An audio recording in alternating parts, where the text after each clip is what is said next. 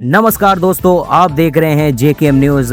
यहाँ रोजाना मिलेगी आपको देश की 20 बड़ी और ताजा खबरें, वो भी देसी अंदाज में। यहाँ पर शुरू करते हैं आज की 20 बड़ी खबर।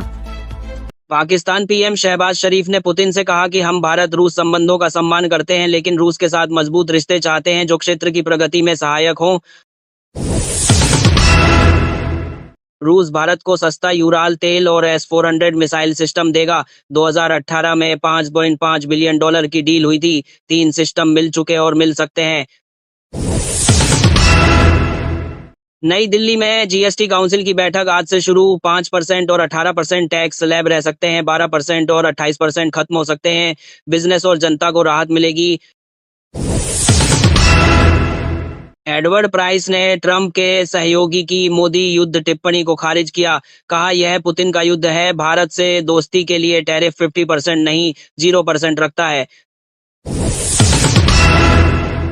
बीएसएनएल का वन वाला फ्रीडम ऑफर अब 15 सितंबर तक valid. 2 GB daily data, unlimited call, SMS और फ्री सिम। 30 दिन बाद रेगुलर प्लान चुनकर नंबर जारी रख सकते हैं।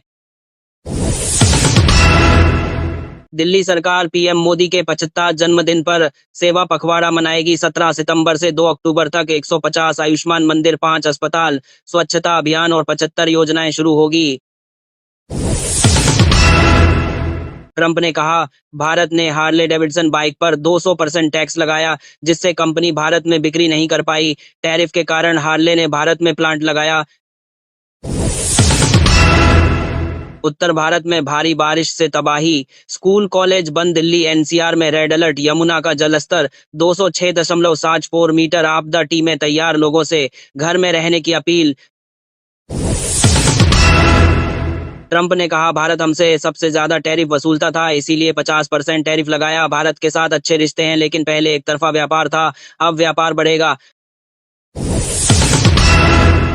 यूपी कैबिनेट ने 16.7 करोड़ के निवेश को मंजूरी दी। देवरिया, शाहजहांपुर, फर्रुखाबाद में उद्योग लगेंगे। वुडपेकर कंपनी 570 करोड़ से बियर संयंत्र बनाएगी।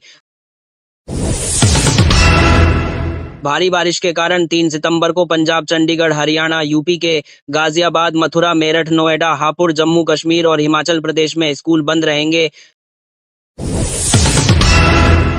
अखिलेश यादव ने चुनाव आयोग पर तंज कसते हुए एक्स पर पोस्टर शेयर किया, जिसमें लिखा, चुनाव आयोग कितने में मिलेगा, मुझे पीएम बनना है। बीजेपी पर निशाना। भूटान के पीएम दोसा शेरिंग टोब्गे 5 सितंबर को अयोध्या आएंगे। वे रामलला के दर्शन, राम मंदिर, हनुमानगढ़ी और अन्य मंदिरों में पूजा करेंगे। जिला प्रशासन तैयारियों में जुटा। योगी सरकार 2026 पंचायत चुनाव से पहले यूपी में 2314 प्लाटून कमांडर और 44,000 plus home guard company commander ministerial staff की भर्ती करेगी। आज से जीएसटी काउंसिल की बैठक। नया जीएसटी सुधार लाएगा। 5% और 18% टैक्स स्लैब। रोजमर्रा की चीजें, जूते, कपड़े, स्टेशनरी सस्ती होंगी। 28% और 12% स्लैब खत्म हो सकते हैं। मंत्री रेणु देवी ने कहा, पीएम मोदी की मां को अपशब्द कहना गलत है। मां का अपमान करने वालों को सजा मिलेगी। बिहार की जनता राहुल तेजस्वी को सबक सिखाएगी। लखनऊ में राजभवन के सामने समाजवादी छात्र सभा के कार्यकर्ताओं ने एबीवीपी पर लाठीचार्ज के खिलाफ प्रदर्शन किया। पुलिस से झड़प हुई, कई कार्यकर्ता हिरासत में लिए गए।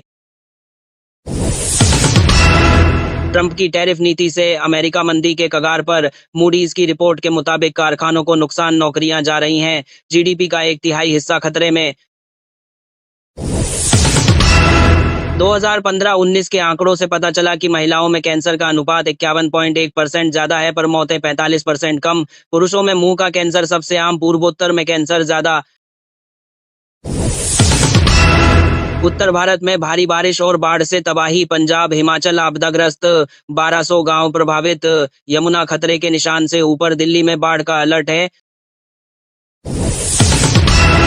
ट्रंप के सलाहकार नवारो ने कहा, रूसी तेल से भारत के ब्राह्मणों को फायदा। डुगिन बोले, भारतीय संस्कृति भौतिकवाद का तिरस्कार करती है, सावधान, हिंदू आ रहे हैं। सपा सांसद धर्मेंद्र यादव ने कहा, मोदी सरकार की विदेश नीति भ्रमित है। अमेरिका के सीज फायर दावे पर जवाब नहीं दे पाई सरकार, अमेरिका के आगे झुक गई है।